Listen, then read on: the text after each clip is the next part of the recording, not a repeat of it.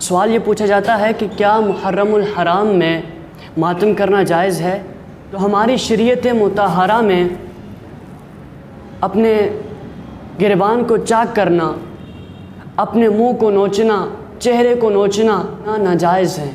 مختصر کلام یہ ہے کہ ماتم کرنا ناجائز ہے۔ کریم مصطفیٰ جان رحمت صلی اللہ علیہ وسلم نے فرمایا کہ جو شخص مصیبت کے وقت اپنے چہرے کو نوچے، اپنے گریبان کو چاک کرے اور مصیبت کے وقت جہالت کے الفاظ کہے، مصطفیٰ جان رحمت صلی اللہ علیہ وسلم نے فرمایا ہوا ہم میں سے نہیں ہے۔ حضرت امام حسین رضی اللہ تعالیٰ عنہ شہادت سے قبل سیدنا امام حسین رضی اللہ تعالیٰ عنہ نے عورتوں کو بلایا اور کہا کہ عورتوں میں شہید ہو جاؤں گا، میری شہادت کا وقت قریب ہے اور میں شہید ہو جاؤں گا۔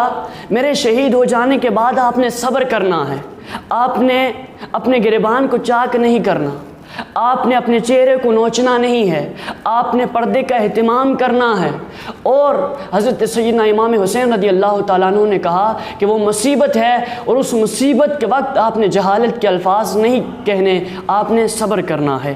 میرے کریم مصطفیٰ جان رحمت صلی اللہ علیہ وسلم نے صبر کا درس دیا، نہ کہ ان بری حرکتوں کا درس دیا۔ اور امام حسین رضی اللہ تعالیٰ عنہ کربلا میں شہید ہوئے اور شہید ہونے سے پہلے یہی درس دیا، یہی تبلیغ کی کہ آپ نے صبر کرنا ہے، ماتم نہیں کرنا۔